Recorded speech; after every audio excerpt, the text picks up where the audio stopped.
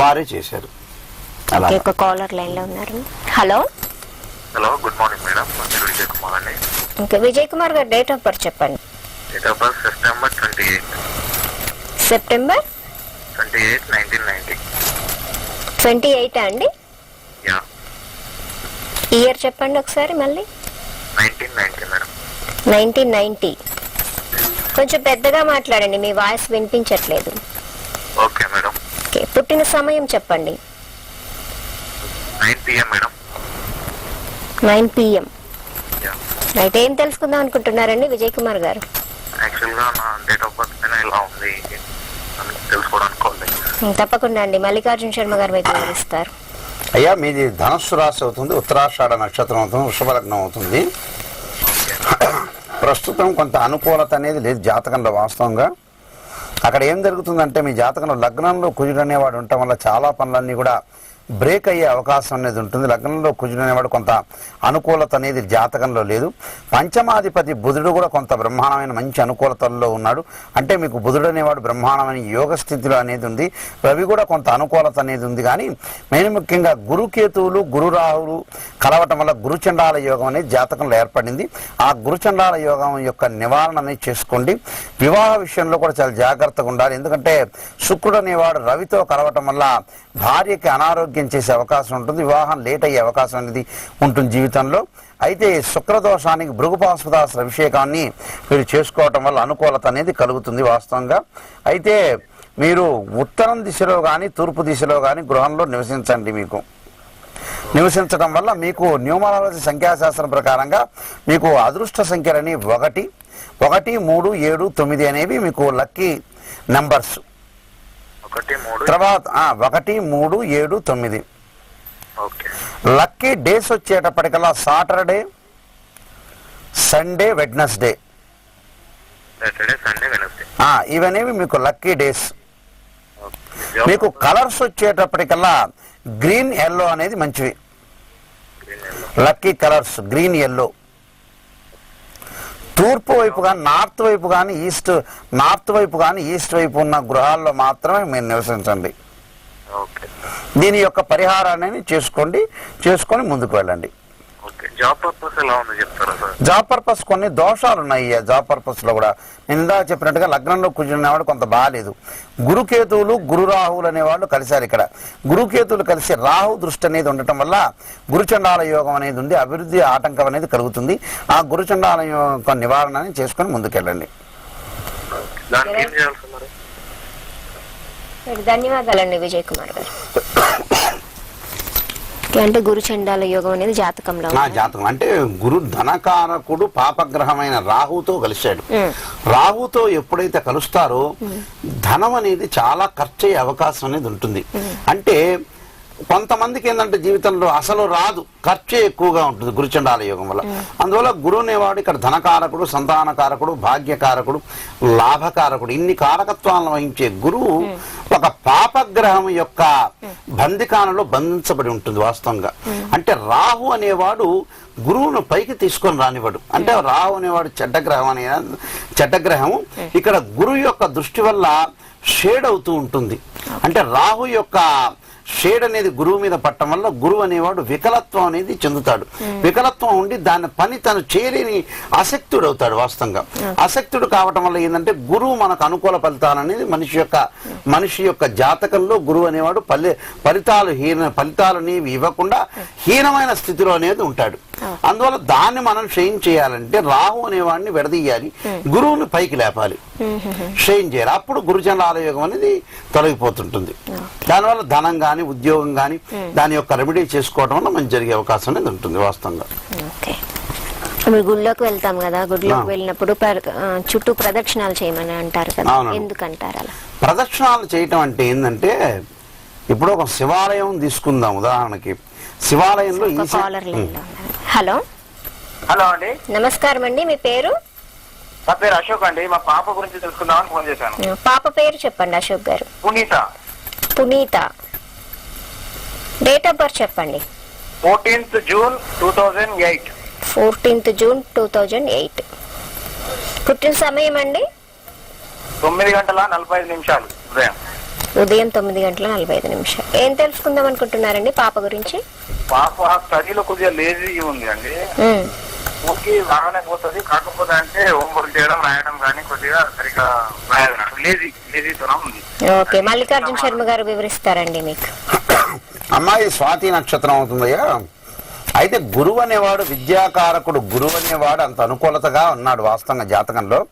గురువు అనేవాడు ధనస్సు రాశిలోనే ఉన్నాడు. లగ్నంలో కుజకేతువులు ఉండటం వల్ల లేటుగా డెవలప్మెంట్ అయ్యే అవకాశం అనేది అమ్మాయి జాతకంలో ఉంది.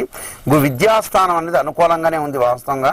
అయితే లగ్నంలో కుజుడు కేతువు ఉండటం వల్ల కొంత అనుకూలత అనేది లేదు. దాని యొక్క అంగారక పాశుపతాస్త్ర అభిషేకం కానీ కేతు యొక్క దోష నివారణ కానీ చేసుకుని ముందుకెళ్ళటం వల్ల మంచి జరిగే అవకాశం ఉంటుంది. అమ్మాయి అక్షరాలు ఏం రాస్తున్నావు అయ్యా ఇంగ్లీష్లో?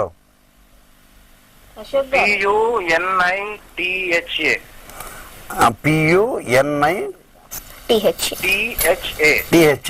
ఇప్పుడు ఆమె నెంబర్ వచ్చేటప్పటికల్లా మీరు డేట్ ఆఫ్ బర్త్ చెప్పారు కదా, ఆమె నెంబర్ వచ్చేటప్పుడు 5 అనే సంఖ్య వస్తుంది. అది బుధుడికి సంబంధించిన సంఖ్య, కొంత అనుకూలమైన సంఖ్య వాస్తవంగా. అయితే ఈ పునీత అనే అక్షరంలో కొంచెం వ్యతిరేకమైన నెంబర్లు అనేది ఉన్నాయి వాస్తవంగా. P తర్వాత మీరు ఏం చేయాలంటే U అనేది W పెట్టండి. W పెట్టి 51 సార్లు రాయండి. ఈమెకి లక్కీ డేట్స్ వచ్చేటప్పటికల్లా 5, 6, 8. అంటే లక్కీ నెంబర్స్ 5, 6, 8. లక్కీ మరి ఈ బుధవారం కానీ ఆదివారం కానీ గురువారం కానీ కొంచెం అనుకూలత అనేది కలుగుతుంది. అంటే లక్కీ డేస్ ఏదండి? మేము రాయాలన్నా 51 సార్లు రాయాలి. మీరు ఆ అమ్మాయి పేరు అనుకొని మీరు రాయండి. కానీ అది ఒక్కటే పరిష్కారం కాదు, కానీ లగ్నంలో కుజకేతువుల నివారణ కూడా మీరు చేసుకోండి. చేసుకోవటం వల్ల అనుకూలత అనేది కలిగే అవకాశం అనేది ఉంటుంది. ధన్యవాదాలండి అశోక్ గారు. గుడిలో ప్రదక్షిణాలు ఏంటంటే కాన్సన్ట్రేషన్కి ఒకటి, ప్లస్ ఏంటంటే మనం తిరుగుతూ ఉండటం వల్ల ఎలా ఉంటుందంటే భక్తి జ్ఞానం అనేది పెరిగిపోయి కాన్సన్ట్రేషన్ అంటే ఒక్క 10 నిమిషాలు కూడా కొంతమంది కాన్సన్ట్రేషన్ పెట్టలేకపోతారు. ప్రతి దాని మీద మారుతూ ఉంటారు. ఒక సామెత ఉంది, మైండ్ ఈజ్ మంకీ అని. అక్కడ ఒక్కొక్క నిమిషంలో మారిపోతూ ఉంటాడు మనిషి, చేంజ్ అవుతుంటాడు. అంటే ఈ సమయంలో ఉన్నది ఇంకో సమయంలో మారిపోతూ ఉంటారు యాక్చువల్ గా. అయితే ఇక్కడ ఏంటంటే దాని గురించి ఏం చేస్తారంటే ఒక మన యోగా చేసినా కూడా దేవాలయ ప్రదక్షిణ చేసినా కూడా కాన్సన్ట్రేషన్కి తిరగమంటాడు. అంటే ఆ భక్తి జ్ఞానం మనం ఉండాలి, భగవంతుడి యొక్క సేవ చేసుకోవాలి, ప్రదక్షిణాలు కనీసం కొంత టైం అన్నా కేటాయించాలి అనేది దాని గురించి ప్రదక్షిణాలు చేయమంటారు. అంటే కాన్సన్ట్రేషన్ పెరగటం వల్ల ఏమవుతుందంటే జ్ఞానం పెరుగుతుంది, ఆలోచన పెరుగుతుంది. అంటే 10 నిమిషాలు ఒక విషయాన్ని మనం అదే ప్రకారంగా ఆలోచన చేస్తుంటే ఇంకొక 10 నిమిషాలు దాని మీద కాన్సన్ట్రేషన్ పెడతారు. దానివల్ల మెమరీ పెరుగుతుంది వాస్తవంగా. అయితే ఓకే, వరంగల్ నుంచి ఒక కాలర్ లైన్ లో ఉన్నారండి. హలో నమస్కారం అండి, మీ పేరు? నా పేరు జ్యోతి అండి. జ్యోతి గారు డేట్ ఆఫ్ బర్త్ చెప్పండి. May 1st, 1986 అండి. May 1st, 1986. పుట్టిన సమయం అండి? ఆఫ్టర్నూన్ 12:30 అండి. 12:30 ఆఫ్టర్నూన్. ఏం తెలుసుకుందాం అనుకుంటున్నారు జ్యోతి గారు? మ్యారేజ్ అయిన 4 years నుంచి కొంచెం హెల్త్ ప్రాబ్లమ్స్ ఉన్నాయండి నాకు. అలాగే ఇంట్లో కొంచెం ప్రాబ్లమ్స్ ఉన్నాయి. ఓకే, మల్లికార్జున శర్మ గారు వివరిస్తారండి మీకు.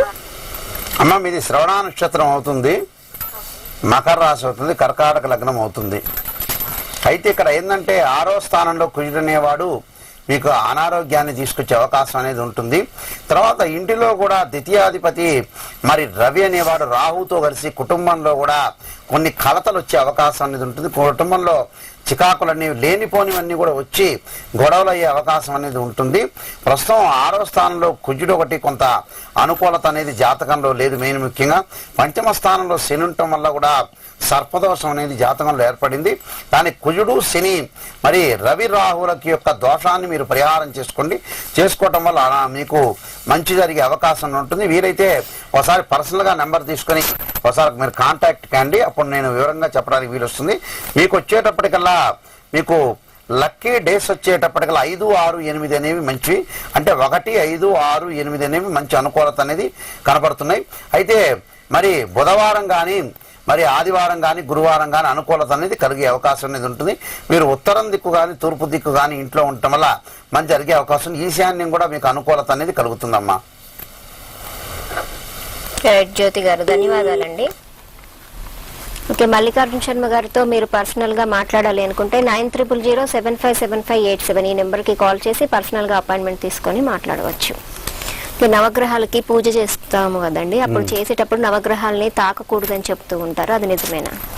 నవగ్రహాలను తాకకూడదంటే నవగ్రహాలు అనేవి ఆగమ శాస్త్రం ప్రకారంగా ఈశాన్య భాగంలో 3 ఫీట్లు అంటే తూర్పు వైపు 3 ఫీట్లు, తర్వాత ఉత్తరం వైపు 3 ఫీట్లు వదిలి ఈశాన్య భాగంలో కడతారు నవగ్రహాలు అనేవాళ్ళు. నవగ్రహాలు అయితే ఈ నవగ్రహాల్లో ఇప్పుడు తాకకూడదనే ఒక ప్రశ్న అనేది మీరు చెబుతున్నారు. మనం తైలాభిషేకం గాని వాటికి చేసేటప్పుడు తాకే చేయాలి వాస్తవంగా. తాకిన తర్వాత అంటే రోజు మామూలుగా ప్రదక్షిణ చేసేటప్పుడు తాకన అవసరం లేదు. అంటే మనం ఒక ఇన్ కేసు తాకామే అనుకోండి, స్నానం చేస్తే సరిపోతుంది, కానీ దానిలో దోషం ఏం లేదు.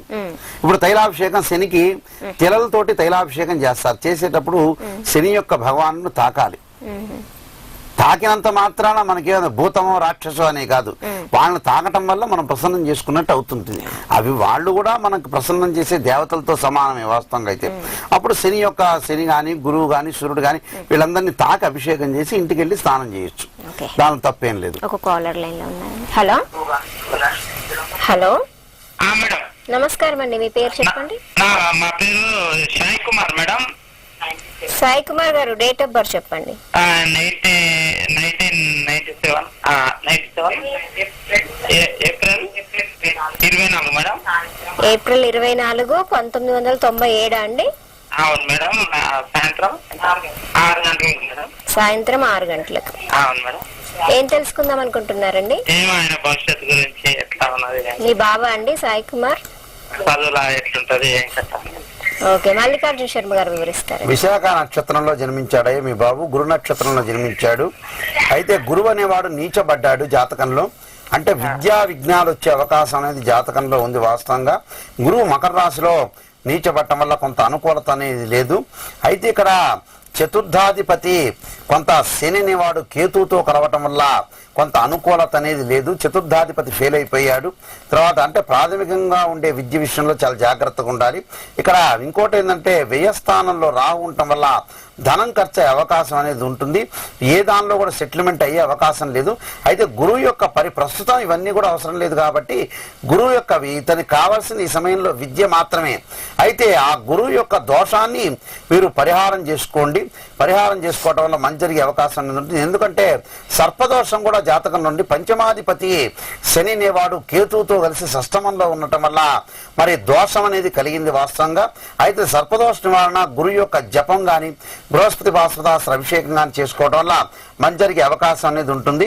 ఇతనికి లక్కీ డేట్స్ వచ్చేటప్పటికల్లా 6 అనేది బ్రహ్మాండంగా ఉంటుంది. 6, 1, 2, 3, 9 అనేవి ఇతనికి శుభ సంఖ్యలు. వీటిల్లో ఏదైనా సరే పని చేయాలంటే వాటిల్లోనే మాత్రమే చేయండి. మరి అదృష్టం మరి లక్కీ డేస్ వచ్చేటప్పటికల్లా మరి ఫ్రైడే, మరి వెడ్నెస్డే, ఫ్రైడే, సాటర్డే అనేవి 3 కూడా వాళ్ళకు అనుకూలత అనేది కలుగుతుంటుంది.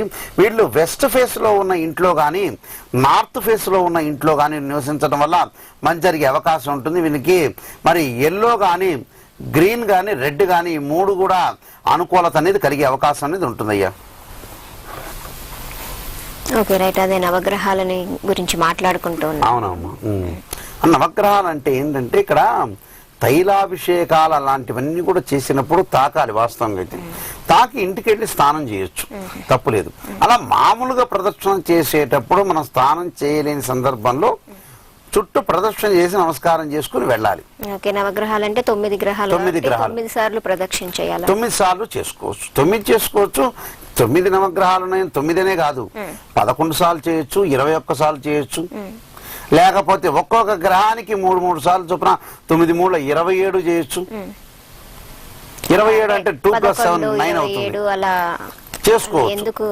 ఎందుకని అలా చెప్పారు? 9 అంటే 9కి 11కి 27కి 54కి 108కి ఒక విశిష్టత అనేది ఉంది వాస్తవంగా. 9 అనేది ఏమిటంటే నవగ్రహాలన్నీ కూడా 9 ఉన్నాయి కాబట్టి 9 అంటారు. 11 అనేది ఏమిటి అంటే వాస్తవంగా ఇక్కడ 11 ప్రదర్శనలు చేయటానికి ఈ 9 కాకుండా తర్వాత ఈ 9కి మనం ఎప్పుడైతే నవగ్రహాల ప్రదర్శన చేస్తామో 2 అనేది ఎగస్ట్రా చేయాలి వాస్తవంగా అయితే. అంటే 11 ప్రదక్షిణాలు అనేది చేయాలి. అంటే శివాలయంలో మనం ఏకాదశ రుద్రులు అనేవాళ్ళు 11 మంది ఉంటారు. ఒక శివలింగం పెట్టినా కూడా అతను 11తో సమానం వాస్తవంగా. అందువల్ల ఆ శివాలయంలో ప్రదక్షిణ చేసేటప్పుడు మన రుద్రుళ్ళు కూడా, ఎందుకంటే ఈ నవగ్రహాలన్నీ కూడా పరమేశ్వరుడి యొక్క ఆధీనంలో ఉంటాయి. ఆ పరమేశ్వరుడికి ఇష్టమైన సంఖ్య ఏంటంటే 11. ఆ 11 చేయటం వల్ల అయ్యో నవగ్రహాలు అనేవి మనం 11 చేసాం, చేయటం వల్ల పరమేశ్వరుడి యొక్క కరుణాకటాక్షం అనేది అక్కడ ఉంటుంది. అక్కడ ఏకాదశ రుద్రులు అనేవాళ్ళు ఉంటారు. అంటే 11 మంది రుద్రులు అనేవాళ్ళు ఉంటారు. ఏ శివాలయంలో అయినా ఒక్క శివలింగాన్ని ప్రతిష్ఠించినా కూడా 11. అందువల్ల ఏకాదశి మహాన్యాసపూర్వక రుద్రాభిషేకం అంటారు వాస్తవంగా. అయితే ఈ 11 అనేది శివుడికి ప్రీతికరమైంది. అంటే శివుడికి ఎప్పుడైతే ప్రీతికరం అయిందో అక్కడ నవగ్రహాలను కూడా అయ్యో నా భక్తుడు అనేవాడు 11 సార్లు చేశాడు నవగ్రహాల చుట్టూ అని అతను ఏం చేస్తాడంటే పరమేశ్వరుడు నవగ్రహాలను ఆధీనంలో తీసుకుని అతన్ని ఏం చేయకూడదు అనేది నవగ్రహాలను కూడా అదుపులో ఉంచుతాడు పరమేశ్వరుడు. అలాగా 9, 11. రైట్, ఒక కాలర్ లైన్ లో ఉన్నారు. హలో మేడం, నమస్కారం అండి, మీ పేరు? తులసి మేడం. తులసి అండి. 1995 అక్టోబర్ 26 6 గంటలు వస్తాయి సాయంత్రం 6 గంటలు. భవిష్యత్తు గురించి చదువు తప్పకుండా అండి. మల్లికార్జున శర్మ గారు మీకు వివరిస్తారు. 1995 ఎన్ని గంటలకు పుట్టారండి? సాయంత్రం 6 గంటలకు మేడం. సాయంత్రం ఏం చేస్తున్నారు ఈ అబ్బాయి? చదువుకుంటూ degree second year sir. Degree second year అవుతుందా? భవిష్యత్తు. అమ్మాయి నక్షత్రం అనురాధ నక్షత్రం అవుతుంది, మేషలగ్నం అవుతుంది. అనురాధ నక్షత్రం అనేది చాలా మంచి నక్షత్రం. ఇక్కడ గురుచంద్రులు అనేవాళ్ళు మంచిగా బ్రహ్మాండంగా కలిసి ఉన్నారు జాతకంలో. వీళ్ళకి అనుకూలత అనేది బాగా ఎక్కువగా ఉంది. అయితే లగ్నంలో కేతు ఉండటం వల్ల కొంత అనుకూలత అనేది మరి ప్రతికూల ఫలితాలనేవి వచ్చే అవకాశం అనేది ఉంటుంది. అయితే వివాహ విషయంలో చాలా జాగ్రత్తగా ఉండాలి. మిగతావన్నీ కూడా బాగున్నాయి అమ్మాయి జాతకంలో. వివాహ విషయంలో మటుకు, ఎందుకంటే ఈ అమ్మాయికి సప్తమంలో శుక్ర రాహులు అనేవాళ్ళు కలిశారు. కళత్రకారకుడు శుక్రుడు రాహు అనేవాళ్ళు పాలేదు. అష్టమ స్థానంలో కుజగురు చంద్రులు అనేవాళ్ళు కొంత అనుకూలత లేకపోవడం వల్ల మాంగళ్య స్థానం అనేది దోషం ఉంది. వివాహ విషయంలో చాలా జాగ్రత్తగా ఉండి దానికి తగ్గ రెమెడీస్ చేసుకొని ముందుకు వెళ్ళటం వల్లే, దగ్గర సంబంధం చూసుకోవటం వల్లే మంచి జరిగే అవకాశం అనేది ఉంటుంది ఈ అమ్మాయి జాతకంలో. ఈ అమ్మాయికి వచ్చేటప్పటికల్లా లక్కీ డేస్ వచ్చేటప్పటికల్లా 8 అనేది బ్రహ్మాండంగా ఉంటుంది. 2, 8, 7, 9 అనేవి బ్రహ్మాండంగా ఉంటాయి. గురువారం కానీ, ఆదివారం కానీ, మంగళవారం కానీ మంచి రోజులు ఈ అమ్మాయికి. ఈ అమ్మాయి పగడం ధరించడం వల్ల మంచి జరిగే అవకాశం అనేది ఉంటుందయ్యా. రైట్ అండి, ధన్యవాదాలండి. అలాగా 27 ఒకటి ఉంటుంది. 27 అంటే మళ్ళీ 2 + 7 అంటే 9 అవుతుంది. అంటే నవగ్రహాలు అనేవి 9 కనపడతాయి. అలానే 54 వచ్చేటప్పుడు మళ్ళీ 9 అవుతుంది. 108 అనే ప్రదక్షిణాలు కూడా 9 అవుతుంది. అంటే నవగ్రహాల యొక్క సంఖ్య అది అనర్థం. ఓన్లీ 11 మాత్రమే డిఫరెంట్. అంటే మా పరమేశ్వరుడికి సంబంధించిన సంఖ్య అనేది 11. అందువల్ల ఆయన ఆధీనంలో ఈ నవగ్రహాలన్నీ ఉంటాయి కాబట్టి ఆయన ప్రీతికరమైన ప్రదక్షిణాలు చేస్తే ఆయన ఆ భక్తుడిని కాపాడుతాడు నవగ్రహాలను ఆధీనంలో తెచ్చుకొని. అది దాని విశిష్టత వాస్తవంగా నవగ్రహాల యొక్క. పూజ చేసేటప్పుడు బ్రాహ్మణులు అంటారు సంకల్పం చెప్తారంటారు. అసలు సంకల్పం అంటే ఏంటి? సంకల్పం అంటే ఏమిటంటే వాస్తవంగా ఇప్పుడు మనం ఆచమనాలతోటి కూడా, కేశవనామాలతోటి కూడా సంకల్పం అనేది చేస్తారు. అంటే సంకల్పం అంటే వాస్తవంగా సాధారణ పరిభాషలో ఏంటంటే ఒక ఏయం, ఒక లక్ష్యము అని అర్థం వాస్తవంగా. ఒక కాలర్ ఉన్నారండి. హలో, నమస్తే అండి. నమస్తే అండి, మీ పేరు చెప్పండి. కృష్ణప్రియ అండి. కృష్ణప్రియ. డేట్ ఆఫ్ బర్త్ చెప్పండి. 13/1/1987. పుట్టిన సమయం అండి? 12:25 పగలు, మచిలీపట్నం. మధ్యాహ్నం మచిలీపట్నం. ఎన్ని గంటలకి? 12:25 మధ్యాహ్నం 20 నిమిషాలు పగలు, మచిలీపట్నం. ఇంకేం తెలుసుకుందాం అనుకుంటున్నారండి? మ్యారేజ్ గురించి తెలుసుకోవాలనుకున్నానండి. తప్పకుండా అండి. మల్లికార్జున శర్మ గారు మీకు ఇది ఆరుద్ర నక్షత్రం అవుతుందయ్యా. ఆరుద్ర నక్షత్రం అనేది అనుకూలమైన మంచి నక్షత్రం, పరమేశ్వరుడి నక్షత్రం, మిథున రాశి, మేష లగ్నం అవుతుంది. ఇప్పుడు మిథున రాశి వాళ్ళకి ప్రస్తుతం కూడా కొంత మంచి అనుకూలత అనేది పీరియడ్ అనేది జరుగుతుంది వాస్తవంగా. అయితే ఇక్కడ ఏంటంటే వ్యయ స్థానంలో కుజరాహులు అనేవాళ్ళు ఉన్నారు. కుజుడు అనేవాడు కొంత అనుకూలత అనేది జాతకంలో లేదు. తర్వాత 6వ స్థానంలో కేతు ఉండటం వల్ల వాహనాల మీద వెళ్ళేటప్పుడు, నీళ్ల మీద వెళ్ళేటప్పుడు చాలా జాగ్రత్తగా ఉండాలి. మీకు సప్తమాధిపతి శుక్రుడు అనేవాడు శనితో కలవటం వల్ల వివాహ విషయంలో చాలా ఆటంకాలు వచ్చే అవకాశం అనేది ఉంటుంది. వివాహ సంబంధాలు కూడా దగ్గరికి వచ్చినట్టు వచ్చి పోయే అవకాశం ఉంటుంది. వివాహం తర్వాత కూడా ప్రాబ్లమ్స్ వచ్చే అవకాశం అనేది ఉంటుంది. మీరు శుక్రుడు, శని, కుజరాహుల యొక్క దోషాన్ని మీరు పరిహారం చేసుకొని మరి ముందుకు వెళ్ళటం వల్ల మీకు మంచి జరిగే అవకాశం ఉంటుంది. భృగుపాశుపదాస్త్ర అభిషేకం కానీ, మరి కుజుడి యొక్క అంగారక పాశుపదాస్త్ర అభిషేకం కానీ చేసుకొని ముందుకు వెళ్ళటం వల్ల మీకు మంచి జరిగే అవకాశం అనేది ఉంటుంది. మీకు వచ్చేటప్పుడు లక్కీ డేస్ వచ్చేటప్పటికి 4 అనేది బ్రహ్మాండమైన సంఖ్య. 2, 4, 7, 9 అనేవి బాగుంటాయి. అనుకూలత అనేది ఎక్కువ ఉంటుంది. గురువారం కానీ, ఆదివారం కానీ, మంగళవారం కానీ అనుకూలత అనేది కలుగుతుందయ్యా మీకు. ఎప్పుడు లోపల మ్యారేజ్ అవడానికి అవకాశం ఉందండి? ఇప్పుడు దోషాలు అనేవి అడ్డుపడుతున్నాయి. ప్రజెంట్ బాగుంది మీకు. ఇప్పుడు ప్రజెంట్ సిచ్యువేషన్ అనేది అనుకూలత ఉంది, కానీ ఇక్కడ గ్రహాలు అనేవి అడ్డుపడుతున్నాయి. అందువల్ల లేట్ అవుతూ ఉంటుంది మీ జీవితంలో. ఇప్పుడు మిథున రాశి వాళ్ళకు గురువు అనేవాడు బ్రహ్మాండంగా అనుకూలత ఉంది. నక్షత్రం కూడా బ్రహ్మాండమైన నక్షత్రం. కానీ ఇక్కడ ఏంటంటే శుక్రుడు, శని అనేవాడు కొంత అనుకూలత లేదు. అంటే వివాహకారకుడు శుక్రుడు. ఇక్కడ శుక్రుడు అనేవాడు పాపగ్రహంతో శనితో కలిశాడు. జన్మ లగ్నం నుంచి కూడా కుజరాహులు అనేవాడు కొంత అనుకూలత లేదు. లేకపోవటం వల్లే మీకు దోషం అనేది ఉంది. అందువల్ల మీరు ఆ దోషాన్ని పరిహారం చేసుకోవటం వల్ల మంచి జరిగే అవకాశం అనేది ఉంటుంది అయ్యా. ఈ సంవత్సరం మ్యారేజ్ అవడానికి అవకాశం ఉంది, అవకాశం ఉంది. ఎంత పర్సెంటేజ్ అవకాశం ఉంది? ఎంత పర్సెంటేజ్ అంటే మీరు పూజ ఆ రెమెడీ చేసుకుంటే 100% ఉంది, లేకపోతే 0% ఉంటుంది. ఓకే, రైట్, ధన్యవాదాలండి.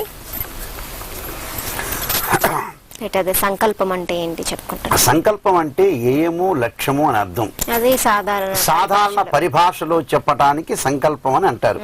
అయితే మంత్రశాస్త్రం ప్రకారంగా, వేద శాస్త్రం ప్రకారంగా సంకల్పం అంటే ఏంటంటే మనం కూర్చునే ఒక పాయింట్ ఉంటుంది. ఇప్పుడు మామూలుగా మన సంకల్పంలో శ్రీశైల మహాక్షేత్రాన్ని దృష్టిలో పెట్టుకొని, ఇప్పుడు హైదరాబాద్ లో ఉన్నామంటే శ్రీశైలం వాయువ్య ప్రదేశే అంటాం. అంటే ఒక 12 జ్యోతిర్లింగాన్ని గుర్తు పెట్టుకొని మనం ఒక ప్రదేశంలో ఉన్నామంటే మనం ఒక ఏరియా, అంటే ఇప్పుడు మనం ఒక చోట బంజారా హిల్స్, జూబ్లీ హిల్స్ లో ఉన్నాం, పలాని చోట పలాని TNN ఛానల్, ఒక గుర్తు అనేది ఒకటి ఉంటుంది వాళ్ళకి. అంటే ఒక సింబాలిక్ మార్క్ అనేది ఒకటి ఉంటుంది వాస్తవంగా. అలానే ఇక్కడ ఏంటంటే ఒక శ్రీశైలం కానీ, ఒక క్షేత్రం అనేది మనం గుర్తుపెట్టుకుంటాం. పురాణాల్లో, వేదకాలంలో చాలా కృతయుగం, త్రేతాయుగం నుంచి ఉన్నది శ్రీశైల మహాక్షేత్రం వాస్తవంగా. అయితే ఈ క్షేత్రాన్ని మనం గుర్తుపెట్టుకొని పలాని వాయువ్య ప్రదేశంలో ఉన్నాం, కొన్ని చోట్ల మహబూబ్నగర్లో వెళ్తే పశ్చిమ ప్రదేశంలో ఉన్నాం, ఇలా మనం చెప్పుకుంటాం. యాక్చువల్ గా చెప్పుకున్న తర్వాత ఏంటంటే ఆ సంకల్పంలో వీళ్ళు బ్రాహ్మలు చెబుతారు, ఇలా ఉండాలయ్యా, మమ సకుటుంబ క్షేమ స్థైర్య విజయ ఆవయ ఆరోగ్య, అంటే మీరన్నీ కూడా ఆయుష్ గాని, ఆరోగ్యం గాని, సకల ఐశ్వర్యం గాని. మరి ఈ సంకల్పానికి ఈ కాలసర్ప దోషంలో కూడా విశిష్టమైన సంకల్పం ఉంది. దాదాపు అది 25 నిమిషాలు పడుతుంది. అంటే రకరకాల దోషాలు, అంటే మార్జాలాది దోషాలు, బ్రాహ్మణ దోషాలు, స్త్రీ దోషాలు, అన్ని రకాల దోషాలు, శాపాలు, పాపాలు, ఇవన్నీ కూడా కడిగించడానికి వాళ్ళ చేత బ్రాహ్మలు ఈ వ్యక్తితోటి, ఈ యజమానితో చెప్పిస్తారు. అంటే అవన్నీ మీకు పోవాలి అని సంకల్పం చెప్పేదే అది. అంటే ఒక సంకల్పంతో ఎప్పుడైతే ఆ సంకల్ప బలం అనేది ఉండాలి, నేను చేస్తున్నాను, ఇవన్నీ చెప్పిన తర్వాత ఈ పాపాలన్నీ పోయి నీకు శీఘ్రంగా వివాహం జరగాలి, లేదా శీఘ్రంగా ఉద్యోగం రావాలి, శీఘ్రంగా సంతానం రావాలి అనేది ఫైనల్ రిజల్ట్ అది. అంటే ఇవన్నీ పోయి అది జరగాలి అనేది ఒక సంకల్ప బలాన్ని వాళ్ళకి మనం బ్రాహ్మణులు చేకూర్చినట్టు. పలాని దిక్కులో ఉన్నాము, పలాని చోట ఉన్నాము, పలాని విషయంలో మనం దేని విషయంలో లోటున్నాము, మనకేమిది కావాలి, అంటే ఎందుకు, ఏమిటి, ఎలా అనే ప్రశ్నలకి ఎలా చేయాలి, ప్లస్ దానిలో చేసే పూజలు ఏమిటి అని కూడా వస్తాయి. అంటే గణపతి పూజ, పుణ్యావాచన, ఋత్వీకరణం, ఇలాగా వరుసగా మనం ఇలా చేస్తున్నాము, పలానా దిక్కులో ఉన్నాము, పలానా స్థలాన్ని హైదరాబాద్ లో ఉన్నాము, మనకు కావాల్సింది ఏమిటి, మనం ఉన్న శాపాలు ఏమిటి, ఆ శాపాలన్నీ కూడా పోయిన తర్వాత మనకు కంప్లీట్ కావాల్సింది ఏంది, ఈ శాపాలన్నీ పోయిన తర్వాత శీఘ్రంగా సంతాన ప్రాప్తి రస్తుంటాం. అలాగా ఒక సంకల్పం అనేది భగవంతుడికి మనం అర్చన ద్వారా భగవంతుడికి మనం పెట్టుకునే ఒక నోటీస్ లాంటిది. అంటే ఒక అధికారికి మనం తీసుకెళ్లి మనం చెబుతాం, ఒక కాగితం ఇస్తాం, మెమరాండం లాంటిది, ఇలా అయ్యా ఇలా ఉంది నా పరిస్థితి, ఇలా ఉంది నన్ను కొంచెం కనికరించండి అని. అంటే అబ్జీ పెట్టడం అంటారు యాక్చువల్గా. అలా భగవంతుడికి మనం చేకూర్చేది అది. ఇలా ఉంది, నా పాపాలన్నీ కడిగేయండి, ఇలా నాకు కలిగేటట్టు చేయండి ఓ స్వామి భగవంతుడా అని చెప్పడానికి అదే కారణ సంకల్పం అనేది వాస్తవంగా. ఒక కాలర్ లైన్ లో ఉన్నారు. హలో మేడం, నేను మెదక్ నుంచి చేస్తున్నా మేడం. పేరు చెప్పండి. మీ పేరు? బాబు గురించి అండి, విష్ణువర్ధన్. విష్ణువర్ధన్. 11/11/1990 అండి డేట్ ఆఫ్ బర్త్. పుట్టిన సమయం అండి? ఉదయం పూట పుట్టిందంటే కొంచెం సరిగా టైం తెలియదు. 7:30 8 మధ్యలో. ఏం తెలుసుకుందాం అనుకుంటున్నారండి బాబు గురించి? బాబు ఇప్పుడు బీటెక్ చేసిందండి. జాబ్ గురించి మరి వస్తుందా రాదా కొంచెం కోచింగ్ తీసుకున్నాడు. ఓకే. మల్లికార్జున శర్మ గారు వివరాలు. 1990 కదయ్యా మీ డేట్? అవునండి. అబ్బాయి వచ్చేట పుబ్బా నక్షత్రం అవుతుంది, సింహరాశి, వృశ్చిక లగ్నం అవుతుందయ్యా. ప్రస్తుతం గురుకేతువులు అనేవాళ్ళు కొంత అనుకూలత అనేది జాతకంలో లేదు, కొంత ఇబ్బందికర పరిస్థితులనే వచ్చే అవకాశం అనేది ఉంటుంది. అయినా ముందుకు వెళ్ళిపోవచ్చు. ఒకసారి సుబ్రహ్మణ్య స్వామి పాశుపదాస్త్ర అభిషేకం అనేది మీరు ఇంటి దగ్గర కానీ దేవాలయాల్లో కానీ చేసుకోవటం వల్ల మంచి జరిగే అవకాశం ఉంది. ముందుకు వెళ్ళొచ్చు అయ్యా, మీరు ముందుకు వెళ్ళొచ్చు, కానీ ఈ పరిహారాన్ని చేసుకుని ముందుకు వెళ్ళండి మీరు.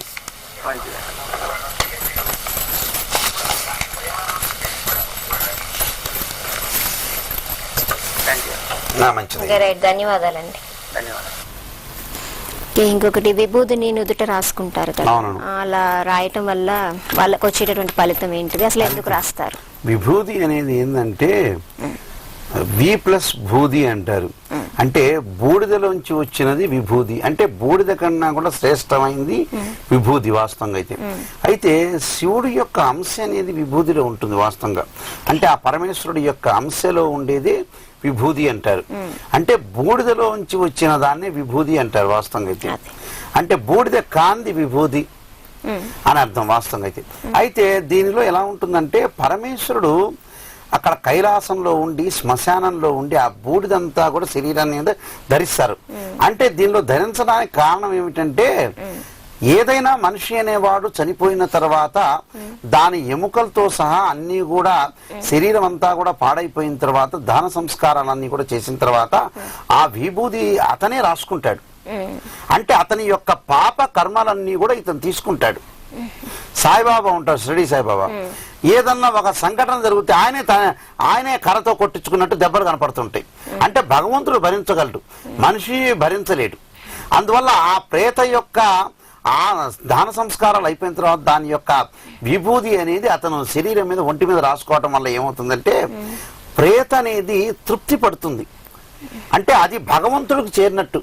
ఇప్పుడు ఆత్మ పరమాత్మలో వెళ్ళి చేరుతానని అంటారు చూసారా, అది చిన్న క్లూ ఇది. ఈ విభూది అనేది శరీరం మీద దాన సంస్కారాలు అయిపోయిన తర్వాత శ్మశానంలో పరమేశ్వరుడే రాసుకుంటాడు. అంటే ఆత్మ వెళ్ళి అక్కడ పరమాత్మలో చేరినట్టు అర్థం. అంటే శివుడు ఒంటి మీదకి వచ్చినట్టు అర్థం. అందువల్ల అలా ఏం జరిగిందంటే ఎప్పుడైతే ఆ పరమేశ్వరుడు అనేవాడు రాసుకున్నాడో విభూది అనేది కొంత తయారు చేయటం అనేది బయట జరుగుతుంది వాస్తవంగా. అంటే దేవుడి దగ్గర శివుడి దగ్గర పెట్టి మనం డైరెక్ట్ గా వెళ్ళి శ్మశానం దగ్గర ఎవరు రాసుకోరు కదా. అందువల్ల విభూది అనేది ఏంటంటే పరమేశ్వరుడి శివలింగం దగ్గర పెట్టి దాన్ని అర్చన చేసిన తర్వాత దాన్ని రాసుకుంటే మనం కూడా భవిష్యత్తులో ఆత్మ వెళ్ళి పరమాత్మలో కలుస్తుంది అని అదొకటి. తర్వాత రెండో ప్రశ్న ఏంటంటే ఆ శివుడి దగ్గర ఉండే విభూది రాసుకోవటం వల్ల ఆరోగ్యపరంగా దోషాలు పోతాయని. అంటే త్రయంబకుడు అనేవాడు పరమేశ్వరుడు సంబంధించిన ఆధీనంలో ఉండేవాడు త్రయంబకుడు. అయితే ఈ త్రయంబకేశ్వరుడు అనేది పరమేశ్వరుడు యొక్క రూపం. అంటే ఆరోగ్య రూపంలో పరమేశ్వరుడు ఉంటాడు. ఆ విభూది రాసుకోవటం వల్ల కానీ విభూది నోట్లో వేసుకోవటం వల్ల కానీ సర్వరోగాలు హరిస్తాయని శాస్త్ర ప్రమాణం. అందువల్ల వాళ్ళు ఎప్పుడైతే ఈయన శ్మశానంలో ఇలా రాసుకున్నాడో మనం రాసుకోలేం కాబట్టి మానవుడికి అంత శక్తి లేదు కాబట్టి విభూది అనేది ఒకటి తయారు చేసి పరమేశ్వరుడి దగ్గర పెట్టి దాన్ని మనం శరీరం మీద రాసుకోవటం వల్ల మంచి జరిగే అవకాశం అనేది ఉంటుంది. ఒక కాలర్ లైన్ లో ఉన్నారండి. హలో నమస్కారం అండి, మీ పేరు? నమస్కారం, నా పేరు సోమశేఖర్ శర్మ అండి. మీ వాయిస్ వినిపించట్లేదు, గట్టిగా మాట్లాడండి. నా పేరు సోమశేఖర్ శర్మ అండి. సోమశేఖర్ గారు డేట్ ఆఫ్ బర్త్ చెప్పండి. 22/5/76. 1976. అవునండి. పుట్టిన సమయం అండి? మధ్యాహ్నం 2 గంటలకు. మధ్యాహ్నం 2 గంటలకు. ఏం తెలుసుకుందాం అనుకుంటున్నారు సోమశేఖర్ గారు? నాది ఫ్యూచర్ గురించి అమ్మాయి. నేను వ్యాపారం చేస్తే బాగుంటుందో జాబ్ చేస్తే బాగుంటుందో? తప్పకుండా అండి, మల్లికార్జున శర్మ గారు మీకు వివరిస్తారు. అయ్యా, పూర్వభద్ర నక్షత్రం అవుతుంది, కుంభరాశి కన్యా లగ్నం అవుతుంది. ఈ పూర్వభద్ర మీరు ఒక వ్యాపారం చేస్తే బాగుంటుందా, ఉద్యోగం చేస్తే బాగుంటుందా అని అడిగారు. అయితే మీరు 10వ స్థాన అధిపతి బుధుడు అనేవాడు మీకు శుక్రుడు రవితో కలిశాడు. వాస్తవంగా అయితే 10వ స్థానం అనేది వృత్తి స్థానం అనేది ఖాళీ ఉంది. ఈ 10వ స్థానం అధిపతి అనేవాడు బుధుడు అనేవాడు మరి నవాంశంలో మరి కొంత అనుకూలత అనేది లేదు. బుధుడు అనేవాడు శని స్థానంలో ఉన్నాడు. మీరు పుస్తకాలకు సంబంధించిన వ్యాపారం కానీ, ప్రింటింగ్ సంబంధించిన వ్యాపారం కానీ, ఏదన్నా స్కూల్లో పనిచేయటం కానీ, కాలేజీలో పనిచేయటం కానీ, తర్వాత ఒక అకౌంట్ సంబంధించిన జాబ్ చేయటం కానీ, తర్వాత ఐస్ క్రీమ్ సంబంధించిన పార్లర్లు కానీ, బేకరీస్ కానీ, అగ్రికల్చర్ సంబంధించిన విషయాల్లో ముందుకు వెళ్ళటం అనేది మంచిది. ప్రింటింగ్ ప్రెస్లు కూడా అనుకూలత అనేది మీకు ఎక్కువగా ఉంటుంది. అయితే ఏ వ్యాపారం పెట్టినా కూడా మీరు తక్కువ పెట్టుబడితోనే ముందుకు వెళ్ళటం అనేది ముఖ్యమైన విషయం. అంటే ఎక్కువగా పెట్టుబడి పెట్టకూడదు. తక్కువగా పెట్టడం వల్లే మీకు మంచి జరిగే అవకాశం అనేది ఉంటుంది. తక్కువగా పెట్టుబడి పెట్టి మీరు ముందుకు వెళ్ళటం వల్ల మంచి జరిగే అవకాశం ఉంటుంది. ప్రస్తుతం కూడా మీకు కొంత అనుకూలత అనేది లేదు. 6వ స్థానంలో మీకు గురువు అనేవాడు కొంత అనుకూలత అనేది లేదు. కొంత ఆగి మీరు నవంబర్ తర్వాత కొంత ప్రయత్నం చేయటం అనేది మీకు మంచి జరిగే అవకాశం ఉంటుంది. మీరు ఒకసారి పరమేశ్వరుడు నవగ్రహాల ప్రదర్శన చేసి ఇంటి దగ్గర స్తోత్ర పారాయణం వల్ల మీకు మంచి జరిగే అవకాశం ఉంటుంది. కనకధార స్తోత్రాన్ని మీరు ఇంటి దగ్గర చేయటం వల్ల శుక్రవారం కానీ గురువారం కానీ కనకధార స్తోత్ర పారాయణం అనేది ఇంటి దగ్గర చేయండి. మీకు మంచి అనుకూలత అనేది కలుగుతుంది. అయ్యా, ఇది నేను తూర్పు ముఖంగా ఇంట్లో ఉండొచ్చా? తూర్పు ముఖం మీకు మంచిదే. తూర్పు గాని ఉత్తరం గాని మంచిది. మీకు తూర్పు గాని ఉత్తరం, తూర్పు గాని ఉత్తరం గాని మంచిది. మీకు అనుకూలతే అది తూర్పు గాని. అయితే గ్రహాలన్నీ కూడా కొంత 50-50 బాగున్నాయి. కొన్ని బాగున్నాయి, కొన్ని బాగలేదు. అయితే మీకు అదృష్ట సంఖ్యలు వచ్చేటప్పటికి 2, 4 నోట్ చేసుకోండి. 2, 4, 5, 8. లక్కీ డేస్ ఏదన్నా పని చేయాలనుకుంటే మీకు బుధవారం కానీ శుక్రవారం కానీ అనుకూలత ఉంటుంది. బుధవారం కానీ శుక్రవారం కానీ అనుకూలత ఉంటుంది. మీరు కుడి చెయ్యి చూపుడు వేలకి ఒకసారి కనకపుష్యలాగాన్ని ధరించండి. గురువారం రోజు గురుహోరలు. ఓకే, రైట్ అండి సోమశేఖర్ గారు, ధన్యవాదాలండి కాల్ చేసినందుకు. ఇప్పుడు అంటే ఇంట్లో పిల్లలు ఏం చేస్తుంటారంటే పండ్లు తోముకుంటూ బ్రష్ చేసుకొని ఇంటి చుట్టూ ఇంట్లో తిరుగుతూ ఉంటారు. పెద్దవాళ్ళు ఏం చెప్తారంటే వద్దు అని చెప్తూ ఉంటారు. అలా ఎందుకు చెప్తూ ఉంటారు? అది ధర్మశాస్త్రానికి సంబంధించిన విషయం కూడా కాదు. ఏంటంటే ఆ పండ్లు తోముకునేటప్పుడు ఆ పేస్ట్ అంతా కింద పడిపోయి వాళ్ళ జారి పడిపోతారనే ఉద్దేశంతో వాస్తవంగా చూస్తారు. అట్లా చేయటం వల్ల దరిద్రం ఉంటది, ఇంటికి దరిద్రం పడుతుంది కాదమ్మా, అది అసత్యమైన విషయం. వాస్తవంగా చాలా మంది కూడా పండ్లు తోముకునేటప్పుడు చాలా మంది మన ఇండియాలోనే కాదు అమెరికా ఫారిన్ కంట్రీస్ లో కూడా తిరుగుతుంటాడు. అయితే ఆ తిరగటం అనేది ఏమిటంటే కొంతమంది వ్యాయామం లాగా తిరిగే వాళ్ళు కూడా ఉంటారు. ఇప్పుడు బ్రష్ చేసుకు చుట్టూ కాంపౌండ్ చుట్టూ తిరుగుతుంటాడు. 1 కిలోమీటర్ 1/2 కిలోమీటర్ తిరగటం వల్ల కొలెస్ట్రాల్ తగ్గుతుంది వాస్తవంగా సైంటిఫిక్ పరంగా. అలా దరిద్రం ఏం రాదమ్మా. ఉన్న దరిద్రాన్ని ఎవరు తీసుకెళ్లలేరు, ఉన్న పోయే దరిద్రాన్ని ఎవరు ఆపలేరు వాస్తవంగా అయితే. అయితే ఇక్కడ ఏమిటంటే ఆ పళ్ళు తోముకోవటం అనేది తప్పేం లేదు. అయితే ఒక చోట ఎందుకంటే పిల్లలకి కొన్ని శాస్త్రాల ప్రకారంగా ఉన్నాయి, కొన్ని సైకాలజీ పరకంగా కూడా అలవాట్లని ఉండాలని ఆలోచనతో చూతారు వాస్తవంగా. ఎందుకంటే ఒక చోట మనం తోముతూ ఉన్నాం అనుకోండి, కాన్సన్ట్రేషన్ అనేది ఒక చోట ఉంటుంది. ప్లస్ ఆ బ్రష్ లో ఉన్న పేస్ట్ అనేది కింద పట్టడం వల్ల వాళ్ళు జారిపోయే అవకాశం అనేది కూడా ఉంటుంది. కానీ దరిద్రం మటుకు రాదు. అది రైట్. ఒక కాలర్ లైన్ లో ఉంది. Hello hello. అలాగా దీనిలో ఏమిటంటే కొన్ని మూఢనమ్మకాలు ఉంటాయి, కొన్ని అసలు విషయాలనే వేరే ఉంటాయి. అయితే ఇక్కడ శాస్త్రాల్లో ఏంటంటే మూఢనమ్మకాలు వచ్చి ఆ శాస్త్రాన్ని బాగా పెద్ద చేసినాయి ఎక్కువగా. అలాగా ఇక్కడ చెప్పండి. అల్పాహారం తిని పూజ చెయ్యొద్దు అని చెప్తూ ఉంటారు. అసలు అది నిజమేనా? కాదు. అసలు ఏ ఆహారం కూడా ముట్టకూడదు వాస్తవంగా. పూజ చేసేటప్పుడు ఒక వ్రతం కానీ లేకపోతే ఒక పెళ్లిలో కానీ ఏది కూడా వాస్తవంగా అది శాస్త్ర ప్రకారంగా ఏది ముట్టకూడదు. అయితే ఇక్కడ ఏంటంటే కాలానుగుణంగా కొన్ని మార్పులు వచ్చినాయి. ఇక్కడ మనిషి యొక్క బీపీలు, షుగర్లు, రకరకాల వ్యాధులతో బాధపడుతున్నారు. అలాంటి ప్రత్యామ్నాయ పద్ధతిలో టిఫిన్ చేసి పూజ చేసుకోవచ్చు. లేకపోతే ఇన్ కేసు ఏదైనా పండ్లు కానీ లేకపోతే కాఫీ కానీ టీ కానీ ఇలాంటి వాటిలో వాడచ్చు. ఎందుకంటే పాలతో కలిపింది దేనికి ఇది కూడా దోషం అనేది ఉండదు. అంటే పాలతోటి ఇప్పుడు కాఫీ ఉందనుకోండి, టీ ఉందనుకోండి, పాలతో కలుపుతారు కాబట్టి పాలలో ఉండే దోషం అనేది ఆ పాలు అనేవి ఏంటంటే పరమేశ్వరుడు యొక్క ఆవు దగ్గర నుంచి వచ్చేది, గోమాత దగ్గర నుంచి వచ్చేది కాబట్టి దాని దోషం లేదని శాస్త్ర ప్రమాణం. ఇప్పుడు కాలానుగుణంగా ఏమైనా బీపీలు, షుగర్లు ఉండటం వల్ల ఇక దానికి తప్పని పరిస్థితి. అది అంటే భోజనం చేయకూడదు. మళ్ళీ ఏదో అల్పాహారం లేకపోతే పండ్లో లేకపోతే ఏదో ఉప్మానో చపాతీ అలాంటివన్నీ కూడా, రొట్టె కానీ ఇలాంటివన్నీ కూడా తింటారు. ఏదంటే అన్నం తినకుండా, అన్నం మెతుకు అనేది ఉండకుండా తినాలి. ఎందుకు అంటే శాస్త్ర ప్రధానంగా ఇది చెప్పింది కూడా నిద్ర వస్తుంది. అసలు కారణం భగవంతుడు చెప్పింది కారణం అదే. ఏంటంటే వీళ్ళు చేయలేకపోతారు కాన్సర్. ఇప్పుడు ఒక వ్రతం దగ్గర కూర్చున్నారు, పుష్టిగా తిని కూర్చున్నారు, నిద్ర వస్తుంది. సత్యనారాయణ స్వామి వ్రత కథ వినడాడు, అందువల్ల చెప్పింది. కానీ భగవంతుడు నువ్వు తినద్దు, నువ్వు తింటే తప్పు అని భగవంతుడు ఎక్కడా కూడా శాస్త్ర ప్రమాణంలో చెప్పలేదు. అది ఓకే అండి. మల్లికార్జున శర్మ గారు ఇప్పటి వరకు మీ సమయాన్ని వినియోగించి టిఎన్ఎన్ ప్రేక్షకులకి మంచి సమాధానాలు చెప్తున్నారు. మీకు ధన్యవాదాలు. Okay right. మల్లికార్జున శర్మ గారితో మీరు పర్సనల్ గా మాట్లాడాలి అనుకుంటే 9000757587 ఈ నెంబర్ కి కాల్ చేసి పర్సనల్ గా అపాయింట్మెంట్ తీసుకొని మాట్లాడవచ్చు. ఇది వాళ్ళ భవిష్య జ్యోతి కార్యక్రమం. రేపటి భవిష్య జ్యోతి కార్యక్రమంలో మళ్ళీ కలుసుకుందాం. నమస్కారం. మీ జ్యోతిష్య సంఖ్యాశాస్త్ర వాస్తు సలహాలకై ప్రముఖ జ్యోతిష్య సంఖ్యాశాస్త్ర నిపుణులు శ్రీ మల్లికార్జున శర్మ గారిని సంప్రదించండి. Phone number 9849280956.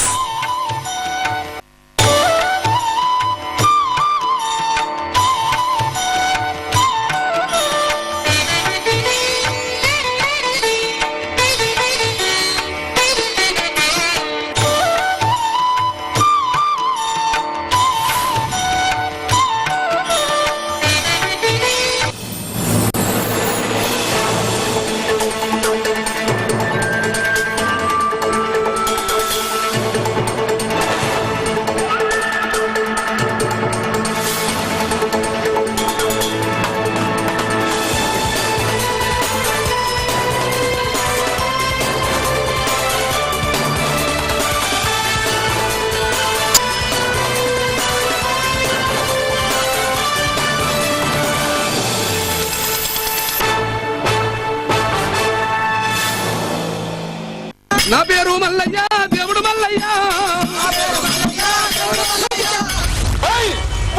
శత్రు సమూహము